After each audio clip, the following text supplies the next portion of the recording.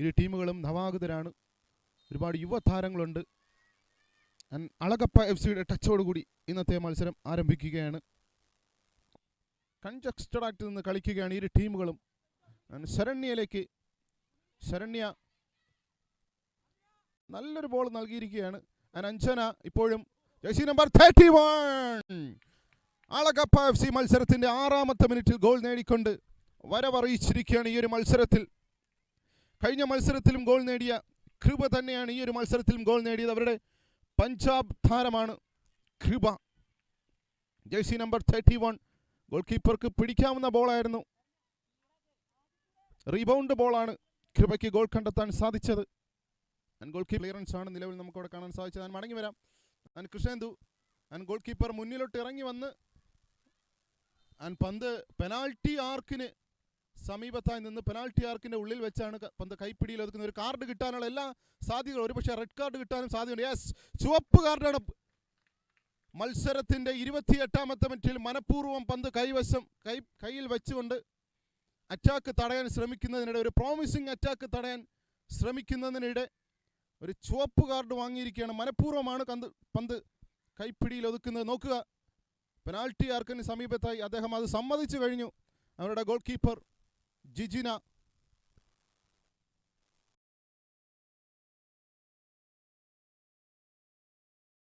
Number 9 മഞ്ഞ കാർഡാണ് referee പുറത്തെടുക്കുന്നത്. ഈ ഒരു അവസരത്തിൽ ജേഴ്സി നമ്പർ 3 ഐശ്വര്യ ബിജുവിനാണ് അവിടെ മഞ്ഞ കാർഡ് ലഭിക്കുന്നത്. പുറത്തേക്ക് പോയിട്ടില്ല. ഒരു പ്രോമിസിങ് അറ്റാക്കിനുള്ള എല്ലാ സാധ്യതകളും അവിടെ കാണുന്ന ഒരു കൃഷ്ണേന്ദുവിന്റെ ഒരു മിസ്സാണ്. നീഹ ഗിൽബർട്ട് എടുക്കുന്നു. യെസ്, നീഹ എടുക്കുന്നു. ഫ്രീ കിക്കിന് പകരം ഒരു ഉഗ്രൻ ഷോട്ട്.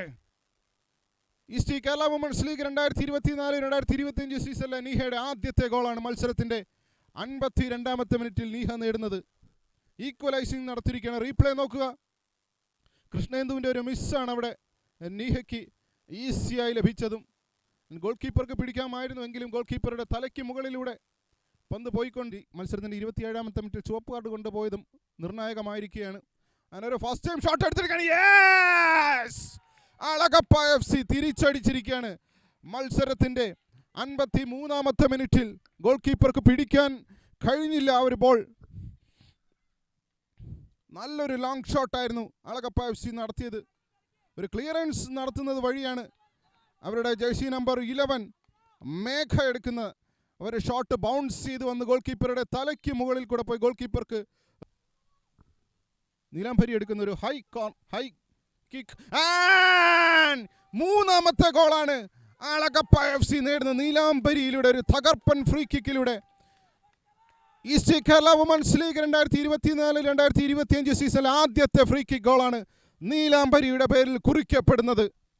ബ്യൂട്ടിഫുൾ ഗോളാണ് നമുക്ക് കാണാൻ കഴിയുന്നത്. നോക്കുക റീപ്ലേ. മത്സരത്തിന്റെ 71ാമത്തെ മിനിറ്റിൽ ഒരു ഉഗ്രൻ തകർപ്പൻ ഫ്രീ കിക്കിലൂടെ ഗോൾ കീപ്പറുടെ തലയ്ക്ക് മുകളിലൂടെ ഗോൾ കീപ്പറുടെ വലത് ഭാഗത്തേക്ക് ഗൗരിയിൽ നിന്നും ഗൗരി ഒറ്റയ്ക്കുള്ള ഒരു മുന്നേറ്റമാണ് ഗൗരിയുടെ. പ്രിയങ്ക ഒരു ഫസ്റ്റ് ടൈം ഷോട്ട് എടുത്തിരിക്കുകയാണ്. യെസ്, ഗോൾ നമ്പർ 2 പ്രിയങ്ക അടിക്കുന്ന തുടർച്ചയായ 2ാമത്തെ മിനിറ്റിലും അവരുടെ വെസ്റ്റ് ബംഗാൾ താരം.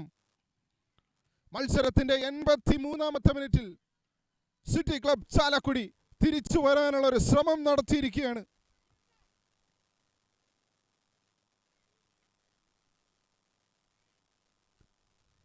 ഗോൾ കീപ്പർക്ക് കയ്യിൽ പിടിക്കാൻ